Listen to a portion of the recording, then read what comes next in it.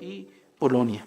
También le agradecemos anticipadamente la valía de su intervención. Muchas gracias. Pues es para mí un honor estar aquí y quisiera en primer lugar dar las gracias al doctor Manuel Becerra por la invitación para comentar en esta magna conferencia. Me siento honrado de estar aquí en la mesa al lado del doctor Ernesto Rey Cantor, un gran constitucionalista colombiano e iberoamericano, porque sus libros de derecho constitucional son consultados, y aquí en México, pues sin duda, los hemos consultado. Estar sentado al lado del doctor Méndez Silva, gran internacionalista, admirado maestro, y bueno, por supuesto, del doctor Manuel Becerra, una gran institución en derecho internacional. Bueno, yo me siento aquí sumamente emocionado y sumamente honrado e indigno. ¿Por qué? Porque no soy tampoco internacionalista, soy más bien comparativista. Y bueno, desde esta perspectiva es de lo que haré algunos breves comentarios a esta magnífica conferencia del doctor Ernesto Rey. Sin duda, esto de los procesos de paz es algo que tenemos que tomar en cuenta, que no es nada fácil. Si analizamos cuántos conflictos hay en el mundo, veremos que todavía dista mucho nuestro mundo de ser un mundo de paz, que a pesar de una paz que se vive en algunos lugares, no encontramos del todo una paz, y México es uno de ellos. Podemos decir que gozamos de paz, aunque no todos los lugares gozan de esa paz, ¿verdad? No todas las regiones del país gozan de esa paz. Y a manera de comentario introductorio, pues me gustaría mencionar que cómo se habla de que de los años 80 para acá, en el mundo se han contabilizado 117 conflictos en el mundo. 117 conflictos. De esos 117 conflictos, de acuerdo con el doctor Vicent Fisas, que es el director de la Escuela de Cultura de Pau de la Universidad Autónoma de Barcelona, en su anuario de procesos de paz 2016, nos habla que hay que de esos ya 61 han concluido. De 117 que se dieron de los años 80 para acá, 61 han finalizado, y todavía hay 54 conflictos vigentes. O sea, eso nos habla de la situación que hay en el mundo. De esos conflictos vigentes hay conflictos armados y conflictos no armados, no resueltos. Por ejemplo, menciona que de estos hay conflictos que ya tienen un proceso de paz consolidado, como es el caso de Sudán con Darfur, Colombia con las FARC, Birmania, pero hay otros procesos que están todavía en un proceso de negociación, y todavía hay grandes interrupciones, como puede ser en Mali, en Etiopía, en Sudán, en Libia, en Afganistán, en Filipinas, en la India con Assam, en Pakistán con Baluchistán, en Tailandia, en Turquía, en Ucrania. Todavía hay procesos que tienen conflictos que están vigentes y que tienen, repito, interrupciones. Y hay otros que de plano están sin negociaciones en los últimos años. Por ejemplo, el de Argelia, el de Nigeria con Boko Haram, en Somalia con Al-Shabaab. En Colombia nos dirá el profesor con el Ejército de Liberación Nacional, ¿verdad? Todavía ahí está ese conflicto sin resolver. En India con Jamuri y Chechemira, India, Pakistán, China con Turquestán Oriental, y bueno, y hay otros conflictos que todavía que fueron conflictos armados, pero que todavía no están resueltos y que necesitan negociarse.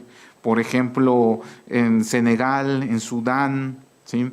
O en Etiopía, Eritrea, ¿sí? Bueno, pues, o el caso de China con el Tíbet también, que son conflictos conflictos armados, pero que todavía no están resueltos. Eso nos habla de la complejidad del proceso de paz. Realmente llegar a la paz no es fácil. Y sin duda esto da pie para la reflexión de que cualquier proceso de paz, el llegar ya a una negociación, el llegar a un acuerdo general, a un acuerdo final, como es el caso de Colombia, bueno, pues es ya sin duda un gran paso. Sin duda aquí se puede cuestionar cómo debe ser ese acuerdo de paz. Esto pues da lugar también a muchas reflexiones. En una negociación, sin duda las partes tienen que ceder. En una negociación las partes buscarán ganar, pero no siempre se puede ganar en todo.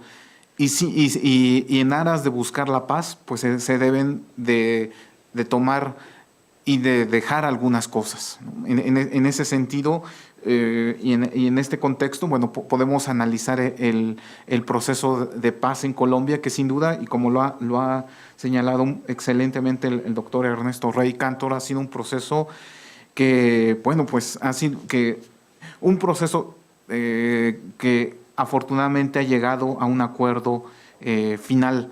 Un acuerdo final después de años de guerrilla, años de conflicto. Sin duda, esto es algo que está en el pueblo colombiano, ¿no?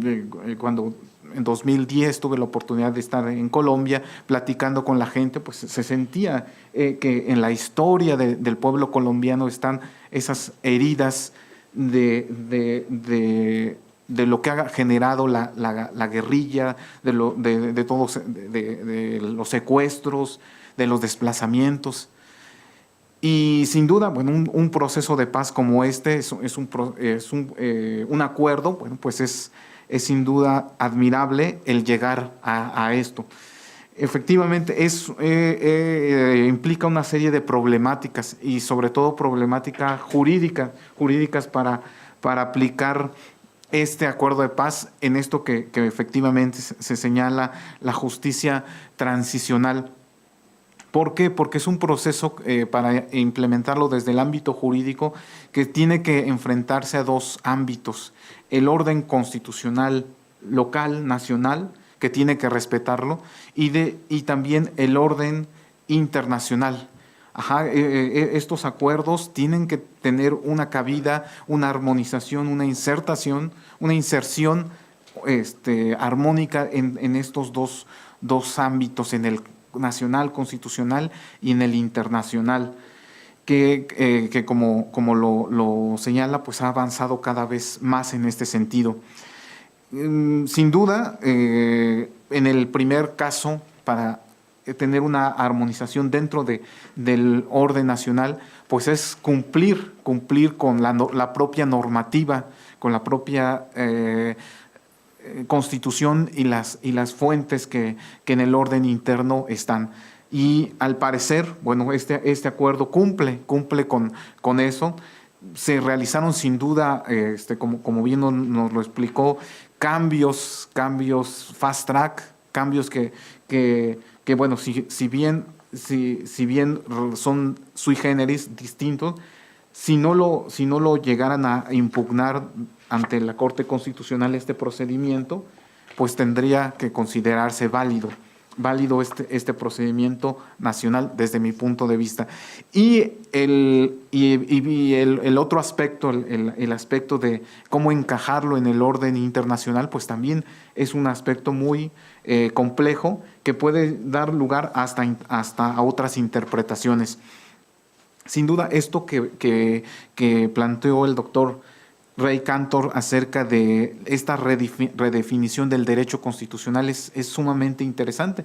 Y en este tiempo de la globalización, aquí recuerdo un trabajo del doctor José María Serna de la Garza, investigador de este instituto, precisamente sobre la globalización y el derecho constitucional comparado, que está en una obra colectiva coordinada por Armin Vodandi, que precisamente él habla de esto que se está presentando, de lo que se habla como de la constitucionalización del derecho internacional y la internacionalización del derecho constitucional. Dos conceptos interesantes. La constitucionalización del derecho internacional, que nos habla de que el orden internacional cada vez está adquiriendo un rango que para los estados sería como de constitución, una constitución global, y de ahí resulta sumamente ilustrativo el diagrama presentado precisamente por el doctor Rey Cantor sobre las fuentes. Estamos viendo una constitucionalización cada vez mayor, un rango que casi de norma suprema a estas normas del derecho internacional, y al mismo tiempo una internacionalización más del derecho constitucional, es decir, una influencia cada vez mayor de normas internacionales en el ámbito local. Esto, sin duda, es todo un debate, porque precisamente en este texto el doctor Serna cita a un profesor norteamericano, Young, y que él critica esto porque dice que esta internacionalización del derecho constitucional está creando un déficit democrático, ¿no? Un déficit democrático.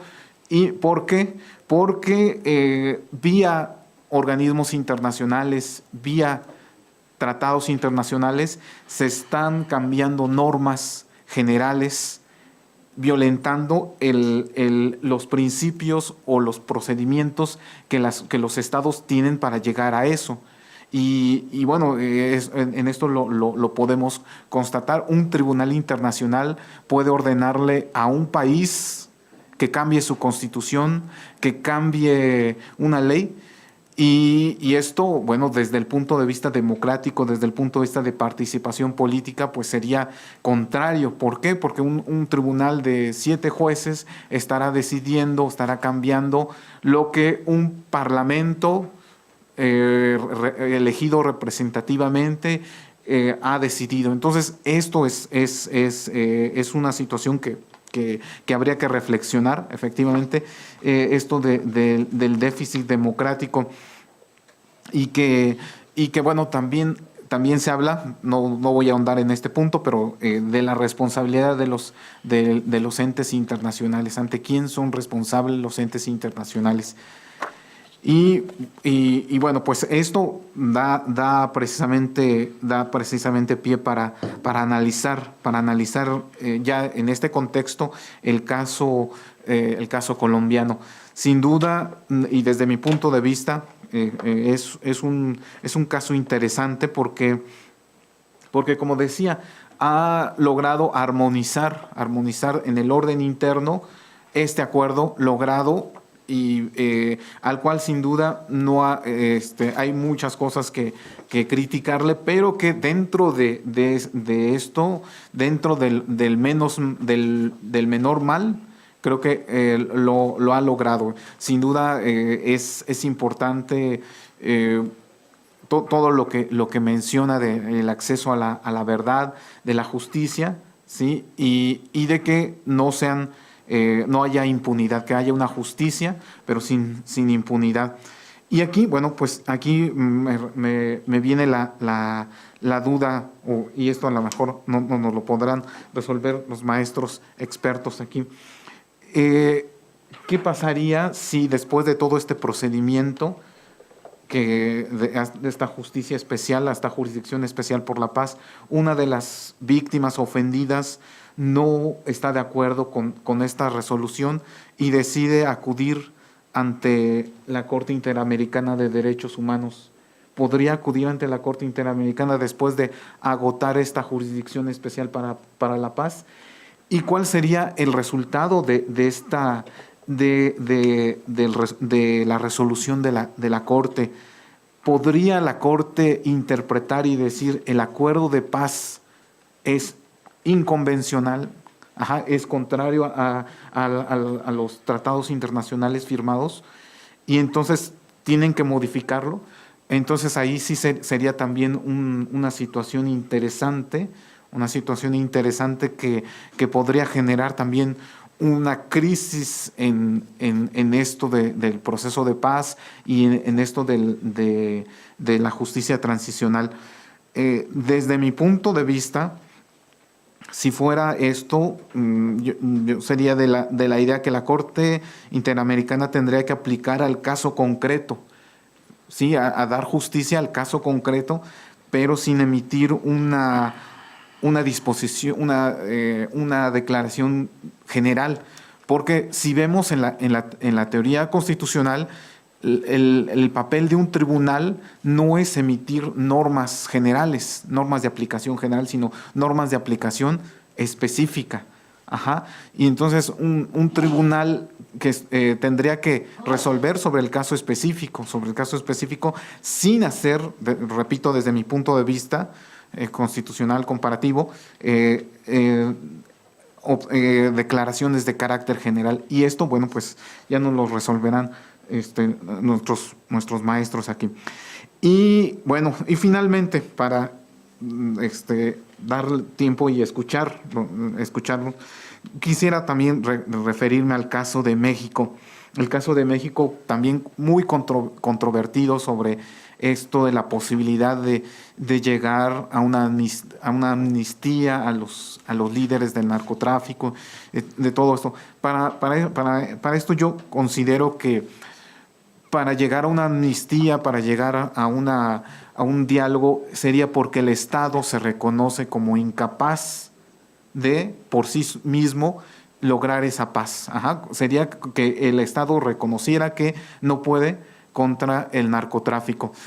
Y aquí, bueno, pues habría que analizarlo también, que esta declaración sin duda y las réplicas a esta declaración de López Obrador sin duda han tenido un ambiente de coyuntura. Estamos en un ambiente político, en un ambiente coyuntural de elecciones y sin duda tienen que ver. Pero si recordamos, Vicente Fox, expresidente de México, ha propuesto la legalización de la marihuana, la legalización del narcotráfico para evitar todos estos conflictos violentos. Entonces, bueno, pues habría que analizar si el Estado se declara que es incompetente o que no puede combatir o que no puede vencer a los líderes de narcotráfico, y que para evitar una situación de guerrilla, una situación de conflicto más dramático, llega a dialogar con los agentes del narcotráfico. Bueno, pues ahí sería una situación que habría que analizarlo, que pues como en un acuerdo ambas partes tendrían que ceder, en algunos casos tendrían que debatir, tendrían que repito, renunciar, pero todo este acuerdo tendría que insertarse armónicamente en nuestro sistema jurídico nacional y también tener un encajamiento en este orden jurídico internacional. Bueno, pues hasta aquí mis comentarios, y pues agradeceré también si después hay una pregunta o una réplica, con mucho gusto. Gracias. Gracias, Efrén. Gracias, Efrén. Tu intervención redondea muy bien la espléndida charla que nos obsequió Ernesto y abre inquietudes que, como tú señalas, habrá oportunidad de plasmarlas en preguntas e intervenciones que te planteen. Quiero pedirle al doctor Manuel Becerra que de igual suerte haga los comentarios que considere procedentes, y lo hago porque veo que ha estado tomando notas durante todas las exposiciones, y además con sus luces, con su formación, con su trabajo, seguramente también redondeará estas intervenciones. Quiero destacar y reconocerle al doctor Manuel Becerra que fue él el que organizó este evento en unión de Mónica Nuño, su colaboradora, que estuvieron muy pendientes de esto para atender a nuestro huésped Ernesto Rey Cantor. Con este reconocimiento que no quería yo dejar pasar, le doy la palabra al doctor Manuel Becerra. Muchísimas gracias. ¿Sí? Ok, entonces no voy a decir cosas sustanciales, así es que córrele. Bueno, en principio yo también quiero agradecer en principio al doctor Méndez Silva, que es el jefe del área de Derecho Internacional de este Instituto de Investigaciones Jurídicas, su participación como moderador, que siempre lo hace de manera excelente, y también, por supuesto, al doctor Rey Cantor, que haya expuesto esta excelente plática, que además es un gran privilegio escucharlo, porque no solamente es un gran estudioso sobre la materia, quiero decirles así entre paréntesis que los primeros libros, o el primer libro que leímos de control de convencionalidad fue la del maestro Rey Cantor, antes de que se volviera una especie de moda en nuestro país, hablar sobre, antes de que viniera el caso Radilla y después la decisión de la Suprema Corte de Justicia, ya teníamos el libro del maestro Rey Cantor. Al respecto es otra de las cuestiones que también hay que decir, que el caso de Colombia, y eso lo comentábamos fuera de los micrófonos, que si algo queremos saber qué es lo que está sucediendo o qué sucede en México y qué es lo que va a suceder, necesitamos ver el caso de Colombia. No exactamente sobre esta cuestión de los acuerdos de paz, pero en términos generales con el fenómeno del narcotráfico.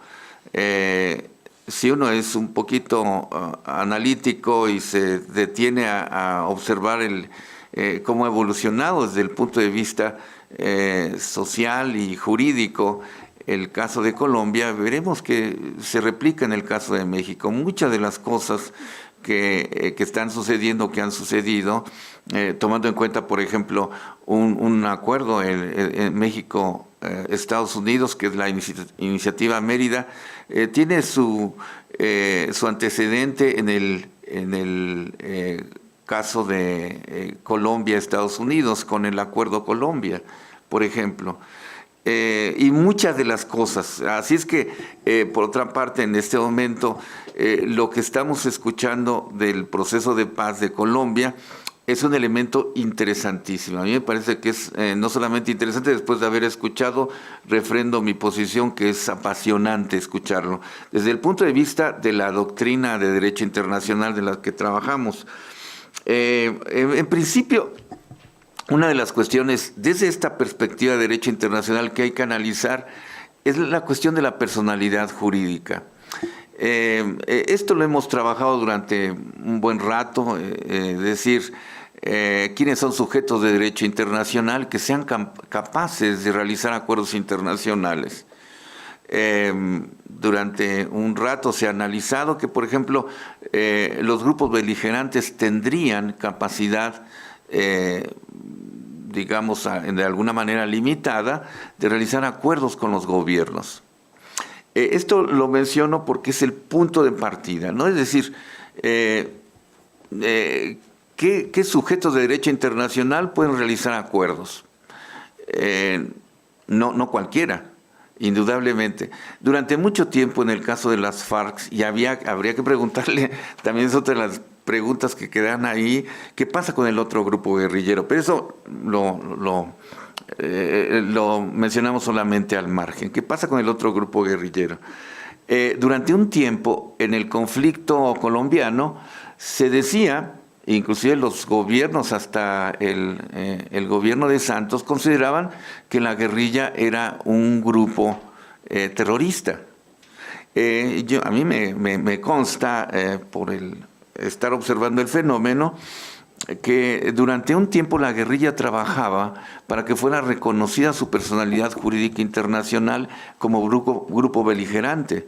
Precisamente por eso es importantísimo la aplicación del protocolo, del principio del artículo 3º común de los 4 tratados de derecho humanitario de Ginebra. el tercer artículo, se ha mencionado constantemente, y eso es también muy importante, que no solamente tiene características o naturaleza convencional, es decir, que no solamente es parte de un tratado internacional, sino que es también parte de la costumbre internacional. Precisamente los protocolos de 1977 nacen de ese artículo tercero. ¿Esto qué significa? Que son los parámetros para determinar si un grupo que va en contra del gobierno es considerado como sujeto de derecho internacional o no. Les decía yo, la guerrilla durante mucho tiempo estuvo pidiendo su reconocimiento. El Estado siempre se lo negó. Pero al final de cuentas, como sucede en la práctica internacional, de alguna manera se va decantando la realidad al final de cuentas. Eso sucedió, por ejemplo, en el caso de México en la década de los 90, cuando aparece el grupo zapatista. De alguna manera el Estado mexicano, recuerden ustedes, creó un grupo especial para negociar con la guerrilla. Eso le dio cierta personalidad jurídica. Es decir, el Estado cómo puede negociar, y qué puede negociar con un grupo que es totalmente informal y que va en contra del Estado.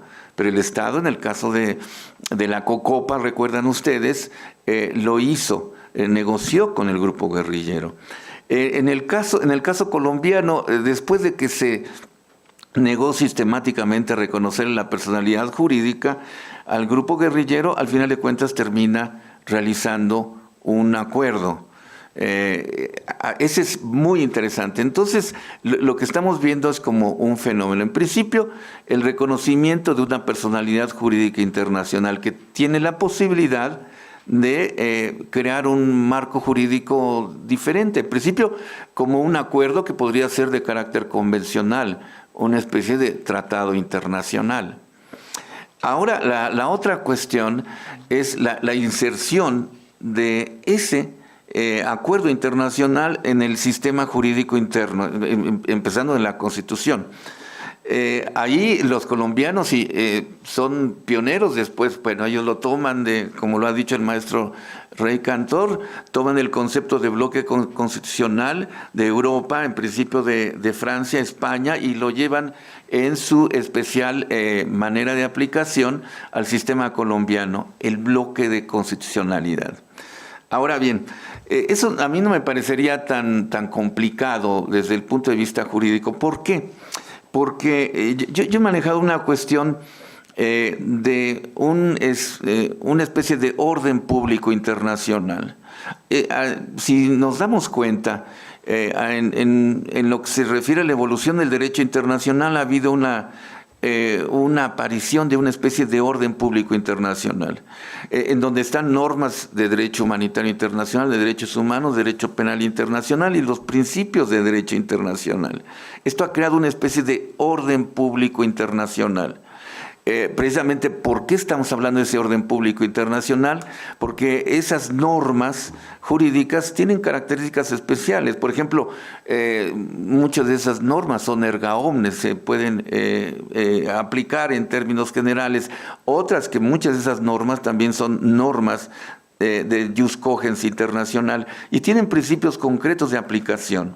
Eso es parte, si se fijan ustedes, y por eso es interesantísimo analizar las dos últimas decisiones de la Corte Interamericana. Ahí se refrenda también que hay sí cierto tipo de normas que son inderogables, son parte de un orden público internacional.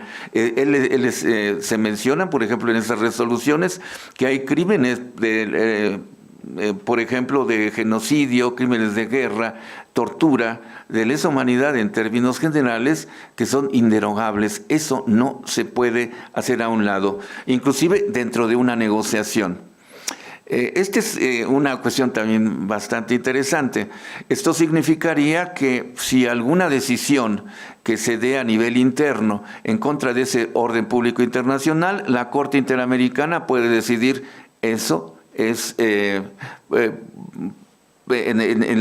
el argot de la Corte Interamericana, eso va en contra de, se puede hacer un control de convencionalidad. Eso es anticonvencional. Yo diría, va en contra del orden público internacional. Les digo, desde el punto de vista teórico esto es bastante interesante, pero no nos asustemos porque este tipo de acuerdos, desde mi punto de vista, vienen de alguna manera a romper con un sistema que se estableció y eso, o sea, el sistema constitucional. Por eso, una de las cuestiones que se manejaron al principio es una reforma constitucional de carácter integral. Pero eso sería otra negociación bastante complicada que me parece que desviaría la cuestión del acuerdo, el acuerdo con la guerrilla. Otra cuestión bastante interesante es ver qué es lo que va a pasar con la parte sustancial, independientemente de la justicia transicional, que es importante, la cuestión de inserción de una reforma de carácter agraria en el país, que me parece que es uno de los detonantes del conflicto que duró más de medio siglo en Colombia. Habría que ver cómo va a suceder eso. Y allí yo le preguntaría desde el punto de vista de la política qué va a pasar el próximo año. Porque si él está previendo que llega a la derecha, ¿ustedes creen que va a ser complicado aplicar el acuerdo de paz? Sobre todo en este aspecto de lo que tiene que ver con la economía del país, con la parte fundamental. Eso también será cuestión de verlo. Yo creo que son los aspectos jurídicos, mejor dicho, políticos que hay que observar, porque yo creo que eso va para más. Entonces, yo hablaría de un orden público internacional que se está reafirmando. Ahora, una de las cuestiones que me llaman la atención, y esto es con lo que se acaba de mencionar, hay una corriente doctrinal que viene de Europa, fundamentalmente. El señor von Bogdandy, el doctor von Bogdandy, que maneja y se ha distribuido en todo el continente la cuestión del jus communis americano. A mí me parece que viendo el fenómeno de Colombia, vemos que ese jus communis americano realmente no existe. Es una construcción de carácter artificial e ideal. Entonces, ¿dónde está el jus communis americano en el continente? Esa es una premisa que me parece bastante falsa. Y ese es uno de los elementos fundamentales del continente. Es decir, cada uno de los estados que forman América Latina no está pensando en un común americano, sino en respuestas propias y diferentes, como estamos viendo en el caso de Colombia. Y hay que verlo. En ese sentido, yo también estaría en esa corriente. Y por ahí tengo un libro sobre control de la aplicación del derecho internacional, que hay que ver también el sistema interamericano. A mí me parece que es importante el avance en la aplicación de los derechos humanos, pero hay que ser muy cuidadoso qué es lo que estamos haciendo. Es decir, yo aparte de ese déficit democrático que pueden tener los organismos internacionales, y eso es indudable. Por ejemplo, desde el punto de vista estricto de la teoría del derecho constitucional, nos estamos hablando de división de poderes, de pesos y contrapesos, de poderes concretos que realizan las funciones del Estado, es decir, el Ejecutivo, Legislativo y Judicial, donde dejaríamos o donde pondríamos una decisión de la Corte Interamericana donde se pide la reforma de la Constitución. ¿Cuál es el pedigrí democrático que tiene una Corte compuesta de 7 ministros o 7 jueces que sabemos cómo son elegidos, simplemente con un acercamiento más o menos aceptable por parte del Estado, que son los que lo proponen ante la Corte? No hay jurista independiente que pueda llegar a hacer un ejercicio de cabildeo impresionante para llegar a la Corte Interamericana. nadie los eligió en un sistema de carácter democrático. Entonces habría que ponerle, yo estoy de acuerdo con los derechos humanos, indudablemente, pero de ahí a establecer que están creando un jus comune americano, me parece que es una posición bastante no sustentable. Ahora otra cuestión, hablando de ese pacto y lo que nos tiene ahorita en la discusión. Si analizamos, y eso también es cuestión de ver el caso colombiano, si analizamos la cuestión de la problemática del narcotráfico, uno de los elementos fundamentales es precisamente en este momento es la inserción del narcotráfico dentro de las instituciones democráticas, supuestamente democráticas. Es decir, ¿qué es lo que está sucediendo en este momento? Es decir, no, en algunos casos, en nuestro país, no la guerrilla está inserta en sistema de gobierno.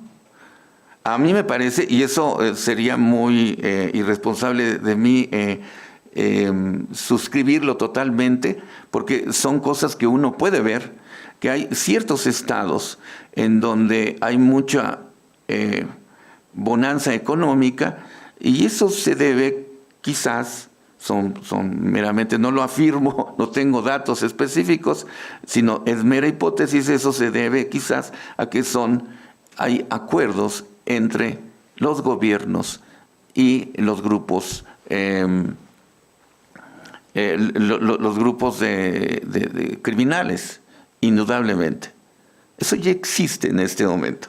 Ahora, eso no significa que yo pensaría que es bueno un acuerdo entre el gobierno, porque precisamente eso es lo que se está planteando. Si yo hago un acuerdo con el gobierno, significa que le estoy dando un estatus, por eso es tan importante ver cómo se hacen los acuerdos, y en este caso internacionales, se hacen entre pares. Es decir, eso significa que el Estado está considerando como par al otro, donde se negocia. Y como yo estoy de acuerdo con eso, que cuando se negocia no siempre se gana, es decir, doy y recibo. Es una negociación. Ahora bien, yo estaría más bien por una cuestión, y hay que ver el caso colombiano, que hay que atacar las cuestiones profundas. Es decir, esto crea una economía específica que se necesita desmantelar, empezando con la capacidad de reclutamiento. Pero yo iría un poquito más arriba, porque ya se mencionaba por parte del doctor Rey Cantor, Estados Unidos es el gran consumidor de nervantes, indudablemente, Estados Unidos y Europa. Entonces habría que ver que se detenga ese consumo.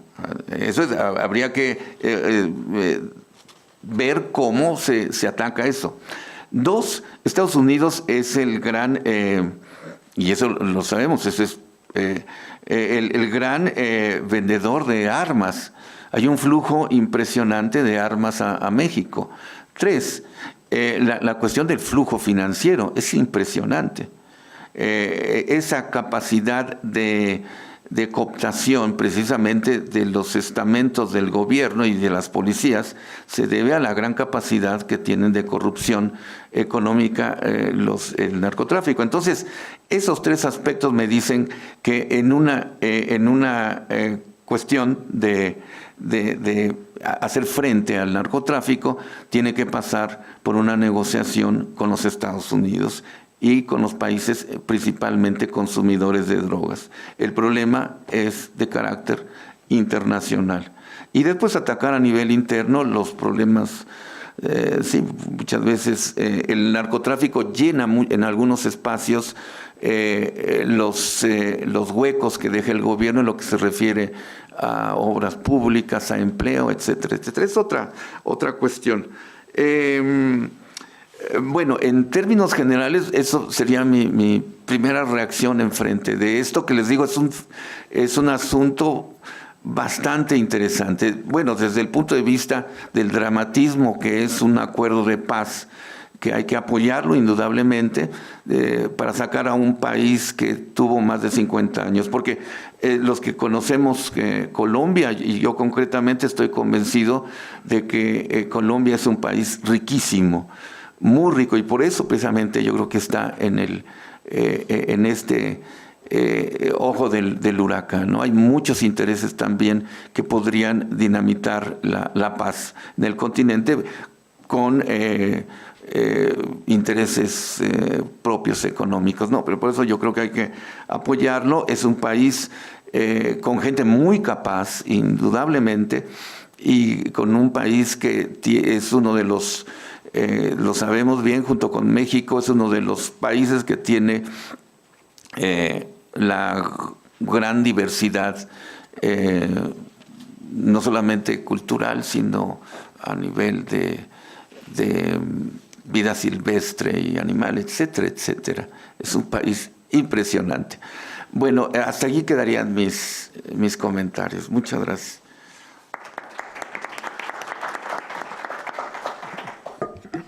Gracias a Manuel Becerra. Obviamente también una surgencia de ideas para ser reflexionadas, para tomar en cuenta dentro de una discusión que es muy viva y que nos afecta directamente. Por supuesto, por la hermandad que ha tenido México con Colombia históricamente. Cuando México se independizó, pues fue el primer país con el cual establecimos relaciones en América Latina y nos hemos acompañado en las buenas y en las malas, y ahorita estamos en las regulares. Ernesto, ¿quieres hacer alguna reacción a lo que se ha expresado en la mesa? Sí.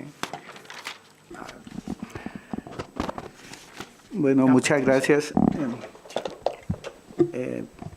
Para intervenir nuevamente, quiero hacerlo de manera breve, y me gustaría que del público participaran haciendo algún debate en varios temas. A ver, el profesor Efrén ha planteado unos temas a manera de interrogante muy importantes que yo resolvería de la siguiente manera. Si la Corte Interamericana de Derechos Humanos podría confrontar el acuerdo final de paz con la Convención Americana de Derechos Humanos a fin de establecer si la viola o no, es decir, si es convencional o inconvencional, pues desde el punto de vista formal, el acuerdo final de paz es un acto político. Y cuando hablamos de controles jurídicos, control de constitucionalidad o control de convencionalidad, tal como yo lo defino, el control de convencionalidad es un examen de confrontación de una norma interna, llámese constitución, ley o un decreto o un acto administrativo, con un instrumento internacional de derechos humanos, en este caso, la Convención Americana sobre Derechos Humanos. Y ese es el ejercicio que hace la Corte Interamericana de Derechos Humanos. Ahora, sustancialmente, si la Corte Interamericana hiciese control de convencionalidad del acuerdo final de paz, pues allí hay algunos elementos que son inconvencionales. Se ha señalado y se ha criticado mucho al gobierno colombiano de ser muy generoso, de entregarle todo a la guerrilla, lo que se siente en el clamor del pueblo colombiano. Ustedes van a Colombia y hablan con un taxista, con una empleada del servicio, con el ciudadano de pie, y lo que dicen es, el gobierno le entregó todas las FARC. Hay mucho tema para debatir allí. Y si la Corte declarara inconvencional el acuerdo, entonces ¿dónde vamos a encontrar la paz? Pues la guerrilla se rearma otra vez, tiene toda la capacidad militar, económica para hacerlo. ¿Y quién se lo va a impedir? Ahora, otra pregunta importante que para resolver, y la enuncia aquí el profesor Efrén, es que si la Jurisdicción Especial de Paz no garantiza estos componentes de verdad, justicia, reparación y no repetición, sobre todo las víctimas que no van a obtener una reparación integral por los daños que se le han causado a sus familiares también, pues agotada la jurisdicción interna, se puede acudir a la jurisdicción internacional y tendríamos dos escenarios. El Sistema Internacional de Protección de Naciones Unidas, el Comité de Derechos Humanos con sede en Ginebra, Suiza, que tiene competencia para interpretar y aplicar el Pacto Internacional de Derechos Civiles y Políticos, y allí se han resuelto muchos casos contra Colombia. Segundo escenario, podrían esos familiares de las víctimas acudir al Sistema Interamericano de Derechos Humanos, Comisión Interamericana y luego Corte Interamericana de Derechos Humanos, y allí se podrían resolver esos casos. Me asalta a mí la duda de si la Jurisdicción Especial de Paz, donde no cumpla con el deber internacional de investigar, juzgar y sancionar, lo va a hacer la Corte Interamericana en casos concretos. Me explico, a medida que la Justicia Especial para la Paz en Colombia vaya resolviendo casos, hay que mirar cómo los resuelve. Y si esas sentencias que se produzcan realmente establecen sanciones que sean proporcionales al derecho penal internacional y a lo que ha establecido la jurisprudencia de la Corte Interamericana, dependerá que lleguen muchos casos al sistema interamericano. Y llegarán en este orden. No todos los casos que han sucedido en Colombia lo va a conocer la JEP, porque es una cantidad. Entonces, en la primera reforma constitucional llamada Marco Jurídico para la Paz, se estableció que la justicia transicional va a seleccionar casos. No todos los va a asumir, y los que selecciona va a priorizar. Entonces, ¿qué pasará con aquellos casos que no van a tener investigación, tampoco juzgamiento y menos sanción? En mi concepto se llama impunidad.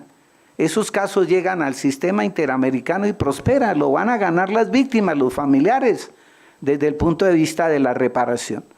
Ahora, desde el punto de vista del derecho penal internacional, creo yo que casos graves que van a excluir de la JEP puede intervenir en su momento la Corte Penal Internacional. ¿Quién se lo impide? Eso puede suceder. Ahora, un tema que se ha debatido en toda América Latina y ha nacido en el Uruguay y en Argentina por unos expertos que hacen esta pregunta: ¿pueden 7 jueces de la Corte Interamericana de Derechos Humanos declarar inconvencional una ley que ha sido refrendada o ha sido aprobada en un plebiscito? Por ejemplo, en el Uruguay, la ley de caducidad penal fue aprobada en un plebiscito o en un referendo, no recuerdo cuál fue la figura que se utilizó, pero participó el pueblo. Entonces, algunos especialistas han dicho que la Corte Interamericana carece de legitimidad democrática para hacer ese ejercicio, declarar inconvencional una ley. Yo creo que el debate no es por ahí, y me corrigen los maestros del derecho internacional. Una ley, una norma constitucional que sea contraria a un tratado internacional, pues es un hecho internacionalmente ilícito y trae unas consecuencias jurídicas, genera responsabilidad internacional del Estado. Y la Convención Americana de Derechos Humanos, a diferencia del Convenio Europeo de Derechos Humanos, tiene el artículo 2 que se denomina deber de investigar, el deber de adoptar disposiciones de derecho interno. Entonces, el Estado, cuando ratifica el tratado y hace el depósito del instrumento internacional de ratificación, debe adecuar su derecho interno al derecho internacional de los derechos humanos, en este caso la Convención Americana sobre Derechos Humanos. Bueno, otros temas importantes aquí.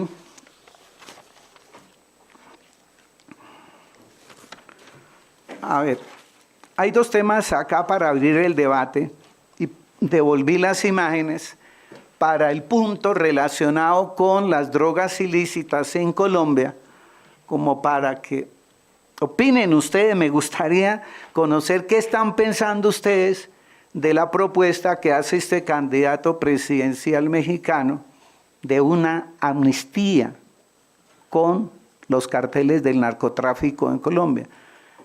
Me corrigen, maestros, si la Constitución de México permite la amnistía con grupos armados ilegales, o no la permite, o para qué está establecida. En Colombia es claro que la amnistía y el indulto es para delitos políticos. El narcotráfico no es un delito político, pero en el acuerdo final de paz se previó la conexidad de ciertos delitos con los delitos políticos. Parece que por ahí va a entrar lo del narcotráfico. Y expertos dicen lo siguiente: la guerra en la que se utilizan todos los medios ilícitos posibles, pues para medir fuerzas, la guerrilla frente al paramilitarismo, que nace de las entrañas del Estado. ¿Y quién le entregaba armas a los paramilitares y uniformes? El mismo Estado. Entonces, en la guerra, que se financia con dineros lícitos o ilícitos, pues en este caso la guerrilla hizo lo mismo que los paramilitares. Porque es que en Colombia el fenómeno es tan complejo y tan difícil de entender, hay que vivir allí y padecerlo. No se dice en noticias internacionales que el paramilitarismo también ha traficado con estupefacientes. Las noticias o la mala prensa se la hacen a la FARC, y no quiero defender la FARC, ni más faltaba de hacerle apología. Los dos, en pie de igualdad en la guerra, constituyeron ejércitos con dineros del narcotráfico. O dicho de otra manera, el narcotráfico invierte en todas partes, en la guerra.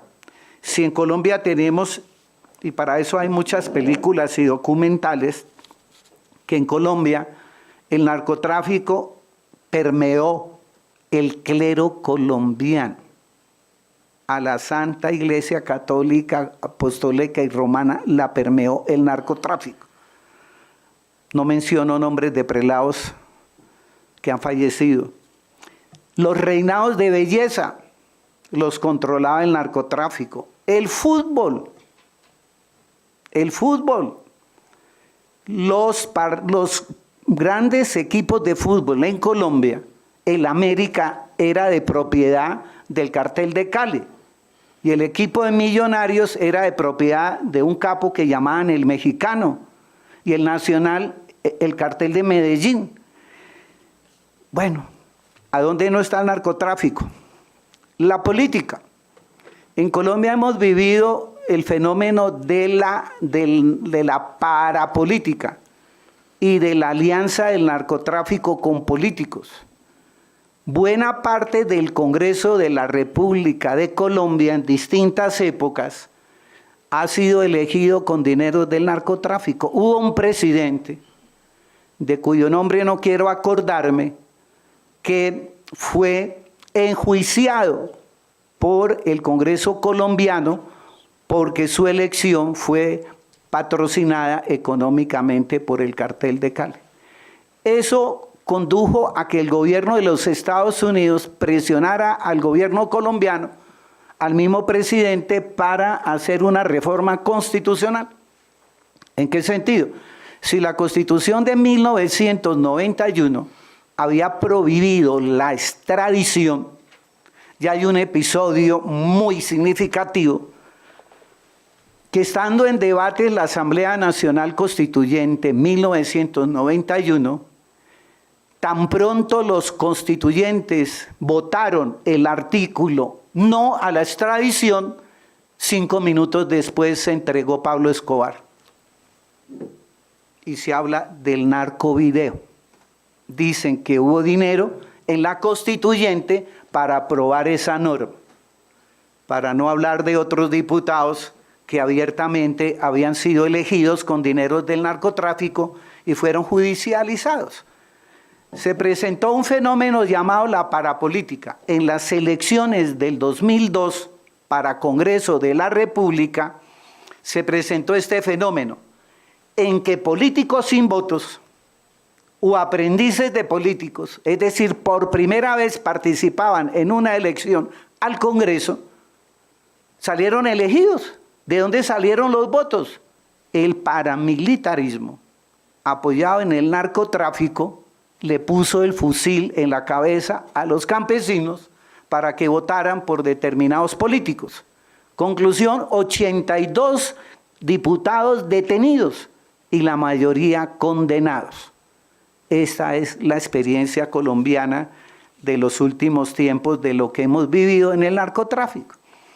Y uno habla con mexicanos que les interesa el tema y me dicen, uy maestro, menos mal que ustedes salieron de ese lío, se acabaron los carteles. No, si se acabó el cartel de Medellín surgieron como 50 en Antioquia y el cartel de Cali surgieron más de 100. Sigue el negocio ilícito. Ahí les cuento estos datos como para pensar y razonar hasta qué punto, y se planteó la posibilidad en Colombia, de que en una norma, llámese una ley o una reforma constitucional, se le consultara al pueblo vía plebiscito, referendo, si estaba de acuerdo con que el gobierno negociara con el narcotráfico. Hubo un capo del narcotráfico llamado Carlos Leder, que le dijo a la clase política, para que los norteamericanos no los humillen a ustedes por la deuda pública, que llegó un momento en que el gobierno era incapaz de pagar la totalidad de los intereses por un déficit fiscal que teníamos, ¿qué dijo el capo? Yo pago la deuda a los Estados Unidos y les resuelvo el problema. ¿Eso qué quiere decir? ¿Que tienen poder o no tienen poder? Pero termino diciendo lo siguiente, cuando el narcotráfico financia elecciones políticas, hablo por Colombia, no financiaba solo la elección de diputados, sino candidatos presidenciales. Y otro tema para concluir, y que lo toca aquí Efraín y lo explica el maestro Becerra, de una nueva corriente que ha surgido en el constitucionalismo en América Latina, el Jus Constitutionale Comune, a mí me trae y me asaltan muchas dudas. ¿Común en qué? Si vemos la realidad del constitucionalismo en América, otra realidad constitucional es la que se vive en Europa. Miremos el escenario nuestro. Estados Unidos y Canadá tienen un constitucionalismo que es diferente al constitucionalismo del resto de América Latina. Además, en Bolivia y en Ecuador, con las últimas constituciones, en mi concepto, surge otro constitucionalismo. Van dos, ¿común en qué? Ahora, lo que estamos viviendo en Venezuela, esas reformas constitucionales hechas arbitrariamente con una asamblea constituyente para producir unos resultados políticos, ¿común en qué? ¿Cuál constitucionalismo común con los demás? Y con el acuerdo final de paz, que van 4 reformas constitucionales destacadas, porque es que hay otras reformas constitucionales que no mencioné por tiempo. Surge un nuevo constitucionalismo en Colombia que lo llamo constitucionalismo por la paz y para la paz.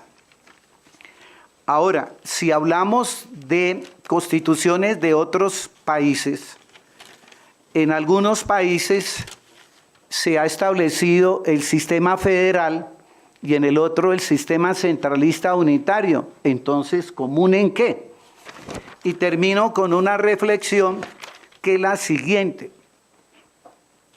Y dicho sea de paso, lo vengo a descubrir y lo he estado estudiando gracias a una gran obra mexicana, y aquí está la autora, la maestra Mireya Castañeda, que tiene unas publicaciones muy importantes que invito a que las lean.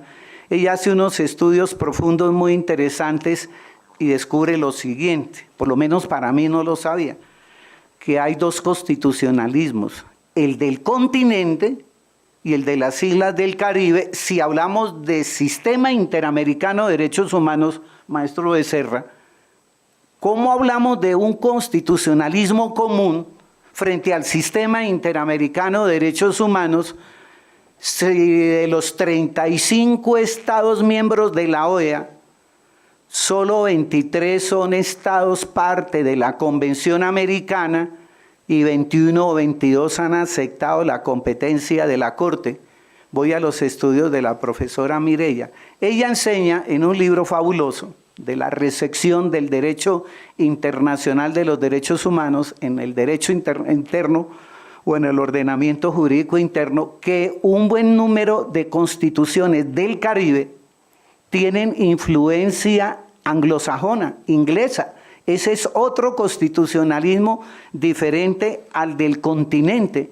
Y de esas constituciones se observa que no existe una tendencia a la primacía del derecho internacional de los derechos humanos como la encontramos en algunas constituciones del continente, ejemplo, y la pionera es la Constitución de Colombia de 1991, que en el artículo 93 estableció palabras más, palabras menos, los tratados y convenios internacionales ratificados por Colombia que reconocen los derechos humanos y prohíben su limitación, prevalecen en el orden interno. Y continúa la norma diciendo: los derechos consagrados en esta carta se interpretarán de conformidad con los tratados internacionales de derechos humanos. Colombia, 1991. Después viene la Constitución de Venezuela de 1999.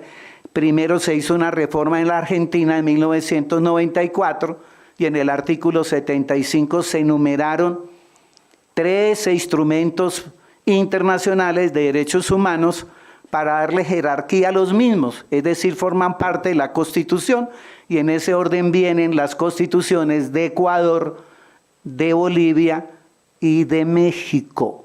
O sea, ese es un constitucionalismo diferente al constitucionalismo de las islas del Caribe. Estamos hablando del sistema interamericano.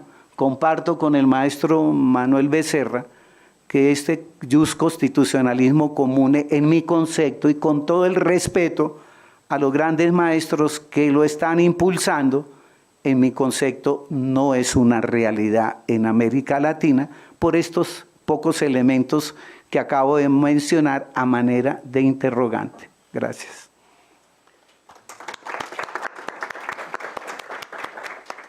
¿Quieres algún apunte final? ¿O preguntas? Sí, o pasamos a las preguntas. Preguntas, sí. Ernesto Rey Cantor está muy dispuesto amablemente a escuchar algunas inquietudes o preguntas de parte de los asistentes. Les suplicaríamos que fuesen muy concretos, en virtud de que se ha extendido ya la sesión, pero no queremos dejar de escucharlos. Y si hay alguien que participe, por favor decir su nombre y la institución de procedencia. Sí.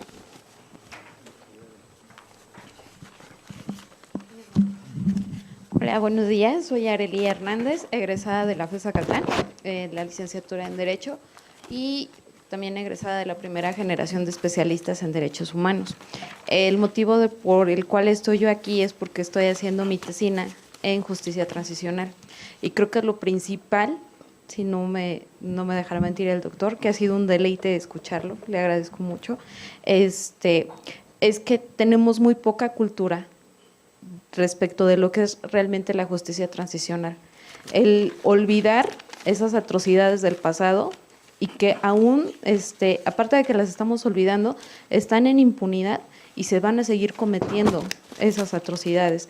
Respecto a lo que comentaba de qué pensábamos en cuestión de narcotráfico, ahorita nuestra sociedad, nuestro país es un país muy violentado. Yo no creo que nada más sea narcotráfico, es por la narcopolítica en la que estamos sobreviviendo, no viviendo. el número de crímenes se ha aumentado. Respecto a feminicidio también se ha aumentado mucho, y algo que a mí me sorprende mucho es de que a partir de este año el Centro Agustín Pro Derechos Humanos en México ha implementado la primera escuela de justicia transicional en nuestro país. Entonces, yo también soy docente en el TEC de Monterrey y me dedico a la postulación en materia laboral. Entonces, el hecho de poder yo sembrar semillitas en los jóvenes respecto a estos temas, para mí es de gran importancia, porque el semestre pasado les manejé lo que era control de convencionalidad con el documental de Rosendo Radilla Pacheco, y varios de mis alumnos me dijeron, es que es algo normal, dice, es como lo que pasó con los chicos de Ayotzinapa, y no lo debemos de ver como normal. Entonces, creo yo que el punto clave de la justicia transicional es implementar esa filosofía que tiene, no olvidar las atrocidades del pasado. Y para que esta justicia transicional se lleve a cabo, como lo es la justicia transicional, se necesitan de muchas cosas, cambios políticos, sociales, culturales y sobre todo en cuestión de administración pública. Gracias. Muchas gracias. Por favor, aquí al compañero. ¿Qué tal? Muy buenos días todavía, ¿verdad? Muchas gracias por la ponencia que nos acaba de… los comentarios que nos acaban de dar, ¿no?, de este tema. Mi pregunta es acerca de qué papel tuvo o han tenido las Defensorías del Pueblo en el Estado colombiano a raíz del conflicto armado, a raíz de estos acuerdos como tal, ¿no? Porque hemos hablado mucho de los papeles de los poderes como tal, pero me gustaría en sí cuál ha sido el papel de las Defensorías. Y el otro punto toral dentro de esto sería ¿cómo ha sido el proceso de justicia restaurativa dentro de las víctimas en este conflicto como tal, ¿no? Porque ya hemos hablado, se debe centrar básicamente todo en la víctima, ¿no?, como tal, como la reparación integral, ¿no? En este híbrido que usted nos dijo de derecho internacional de los derechos humanos, de derecho internacional humanitario, en sí, muchos marcos normativos del Corpus Juris Interamericano, internacional, etcétera, ¿no? Me gustaría que nos dijera cuáles han sido los procesos restaurativos dentro de esto y si realmente esto va a ser un hito para la reparación integral que se ha venido manejando en la Corte Interamericana, porque aquí creo yo, dentro de lo que usted acaba de mencionar, pues podría ser hasta más compleja que la misma reparación de la Corte, ¿no? Gracias. Pero no me fijé si nos dijiste tu nombre. Ok. Mi nombre es Gildardo Iván Félix Durán. Vengo particular. Qué bueno. Pero me gustan estos temas. No, pues qué bueno. Aquí está.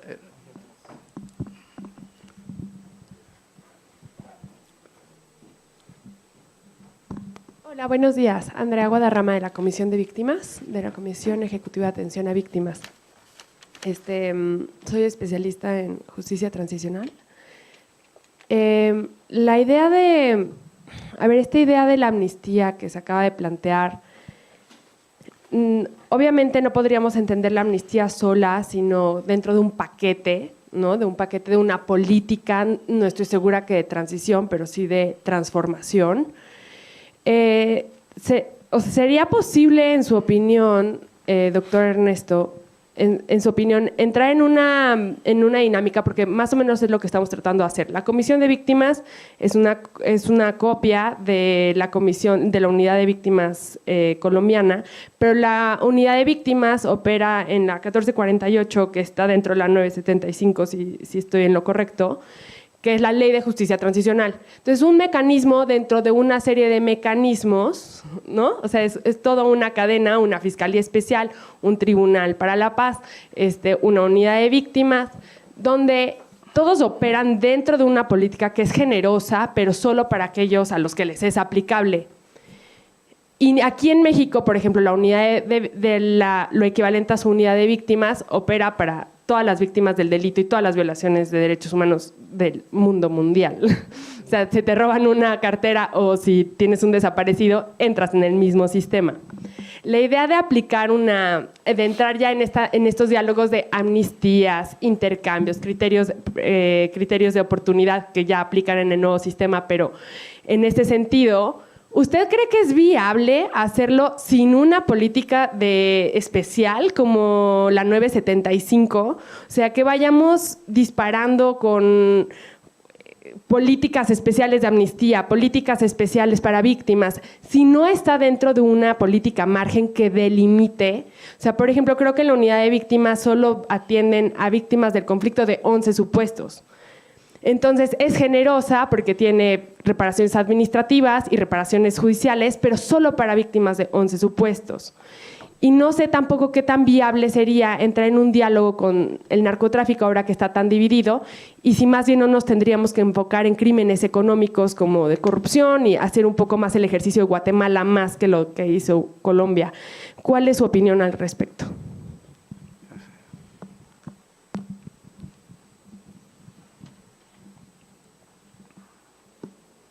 Si quieres responder.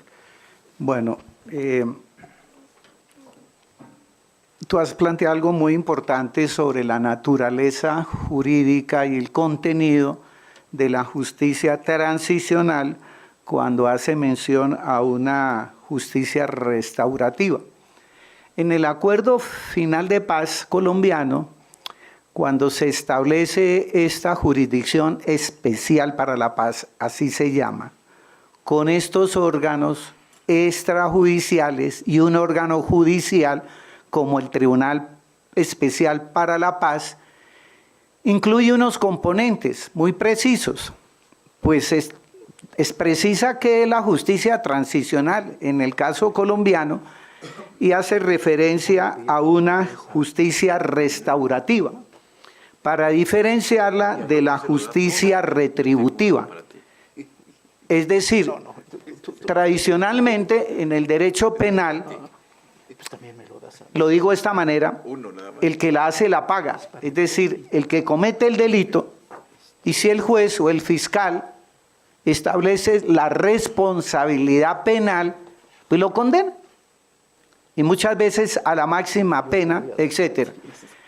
Esa no es la idea de esta justicia restaurativa, porque el Acuerdo Final de Paz está pensado en la filosofía de que las víctimas es el centro del punto 5, llamado justicia integral de verdad, justicia, reparación y no repetición, y es el centro de esta justicia transicional. ¿En qué sentido? En que si bien los excombatientes de las FARC van a ser condenados a unas penas que aparentemente son mínimas, al Código Penal colombiano, que establece penas hasta de 40 años por crímenes graves en la lectura nacional, este Acuerdo Final de Paz como máximo prevé penas entre 5 y 8 años cuando los excombatientes o los militares o exmilitares digan la verdad y toda la verdad y nada más que la verdad tan pronto comparecen ante esta justicia transicional. Y un poco la idea también es que, según el acuerdo, esta justicia transicional, que es una justicia restaurativa, además es una justicia prospectiva, porque mira hacia el futuro, que las nuevas generaciones no caigan en lo mismo de lo que han caído las generaciones anteriores, sino que va a haber una reparación colectiva para efectos de sanear todo el daño que el conflicto armado interno le dejó a la sociedad colombiana. Este tema de la justicia transicional no es tan fácil de entender, y dicen los expertos, no le cabe en la cabeza a los penalistas tradicionales que no saben de derecho internacional. Lo digo por mi país, ¿no? Yo conozco grandes juristas y grandes autores que giran alrededor del Código Penal y del Código de Procedimiento Penal, y para ello la Constitución no existe. Y si no existe la Constitución y no se aplican los procesos penales, pues menos la Convención Americana de Derechos Humanos o menos el Protocolo 2 que establece en el artículo 6.5 la amnistía. Al penalista tradicional no le cabe en la cabeza que se puedan amnistiar delitos y crímenes, etc. ¿Por qué digo esto? Porque la FARC fue la que insistió al redactar el acuerdo de cuáles serían los requisitos para ser juez en la justicia transicional. Y mire lo curioso, primer requisito, que no sea penalista, porque los penalistas complican todo, me decían asesores de la FARC, pegados a la tipicidad, la antijuridicidad y culpabilidad, y de ahí no miran instrumentos internacionales. Si ustedes miran la composición de la Jurisdicción Especial de Paz, los 51 magistrados, ¿cuál es su perfil? Ahí no ven ustedes al penalista tradicional. Esto es una anécdota muy importante de mencionar porque, repito, fue una exigencia de las FARC. Y otra exigencia, que no fuesen jueces de transición, exmagistrados de las altas cortes o los tribunales colombianos. ¿Por qué? Porque la FARC no cree en la justicia.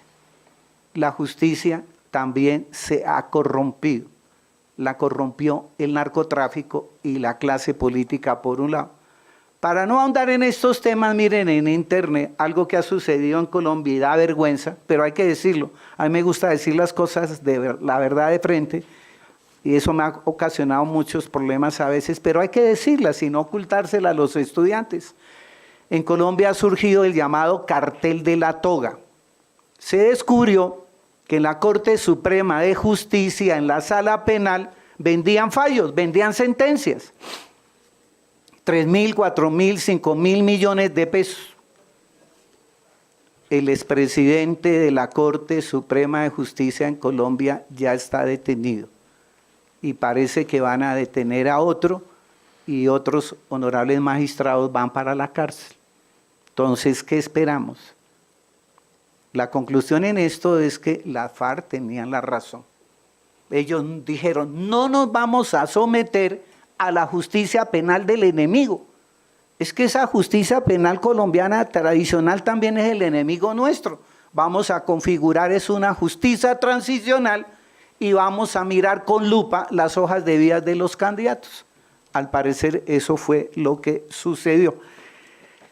Bueno, ¿qué más podríamos acá? Otra respuesta. ¿Qué papel ha cumplido la Defensoría del Pueblo colombiano? Pues depende de qué periodo hablamos y quién era el defensor del pueblo. Porque tuvimos uno que popularmente le llamaban el defensor del pueblo. Los informes que rendía era a favor del gobierno para encubrir crímenes de guerra y crímenes de lesa humanidad.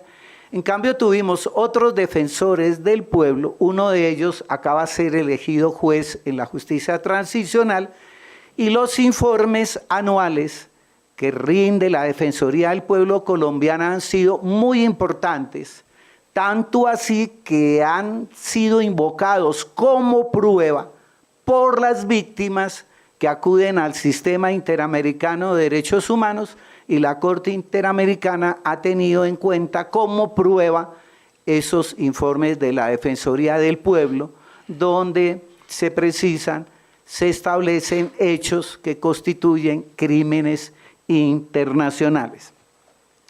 Ahora, cuando hablamos en Colombia de la Ley de Justicia y Paz, estamos hablando de otra justicia transicional que se acordó con el gobierno anterior y los paramilitares.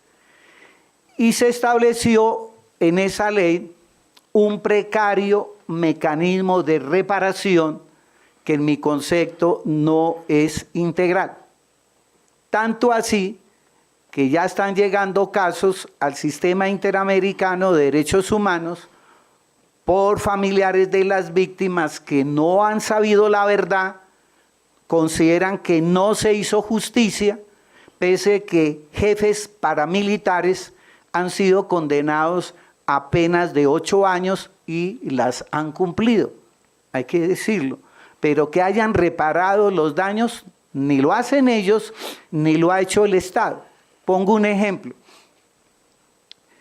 En un decreto reglamentario de esa ley de justicia y paz, al hablarse de la reparación del daño, se previó lo siguiente, que lo digo de una manera escueta, que por cada muerto, sus familiares podrían reclamar hasta 18 millones de pesos en total, daños materiales y daños morales.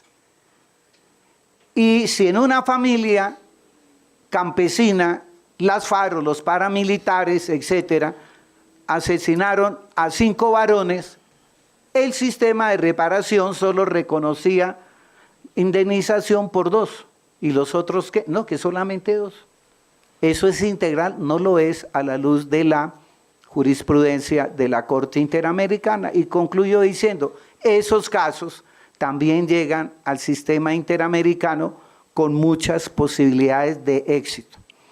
Ahora, la famosa unidad de víctimas que se creó en Colombia, si bien ha dado unos resultados favorables, también ha dado muchos resultados desfavorables, porque hay un número considerable de verdaderas víctimas que no los han inscrito en un registro. Y como tal, el Estado los desconoce para todos los efectos. Entonces, si no tienen reparación integral en sede nacional, la van a encontrar en la sede internacional, repito, bien sea en el sistema universal o en el sistema interamericano. Todo esto se va a modificar con nuevas leyes que modifican el sistema de la reparación integral de los daños, en mi concepto, y tiene que hacerse. Pese a que hay otra ley que se llama Ley de Víctimas y Ley de Restitución de Tierras. Me explico. La primera ley de justicia y paz del gobierno anterior fue pensando en los victimarios, en los paramilitares, y la última ley se llama Ley de Víctimas pensando realmente en las víctimas del conflicto armado interno en general, entre otros con las FARC. Y se tiene que reformar esa ley para que verdaderamente ese sistema integral de verdad, justicia y reparación, que tiene muchas formas de reparar, le doy una idea, y nace de la jurisprudencia de la Corte Interamericana, que cuando hablamos de daño, se está refiriendo la Corte Interamericana a un daño material, con sus componentes daño emergente y lucro cesante, y después del caso Cantoral Benavides contra el Perú, la Corte cambió el rubro, ya no dice daño moral, sino daños inmateriales, y dentro de los daños inmateriales cabe el daño moral, en mi concepto, el daño psicológico y el daño al proyecto de vida. Hasta ahí serían las respuestas a las intervenciones, que los felicito, han sido muy buenas, como para ilustrar un poco más el acuerdo final de paz. Bien, al culminar este memorable evento, hago varios agradecimientos. Por supuesto, en primer lugar, a Ernesto Rey Cantor, que, insisto, porque de veras vino especialmente para esta sesión, a Efren, que ha contribuido de manera muy valiosa en la presentación de la temática, a Manuel Becerra Ramírez, que fue el organizador de este curso, que está siempre atento a todas las cuestiones que hacen ebullición en el nuevo derecho internacional. Y también agradezco la mención que hizo Rey Cantor de Mireya Castañeda, que está aquí con nosotros. Ella es una joven tratadista ya muy lograda. Se inició aquí en el instituto como becaria y ha tenido ya un recorrido muy importante. Tiene un libro publicado junto con Sergio García Ramírez en coautoría, lo que ya por sí mismo habla de su calidad y preparación. En la Comisión Nacional de Derechos Humanos promovió la publicación de diversas obras sobre la materia de los derechos humanos. Así que no quería yo dejar de mencionar esto, porque yo la conocí desde que venía de becaria y la conocí bien porque estábamos en el mismo piso. y he seguido su desarrollo. Por supuesto, a los presentes, los veo que han estado muy atentos para seguir lo que ha sido una verdadera cátedra de parte de nuestro invitado Ernesto Rey Cantor. Le voy a pedir a Manuel Becerra que entregue los diplomas que se prepararon para esta sesión y yo le entregaré a él la suya. Profesor. Muchas gracias, muy amable. Gracias.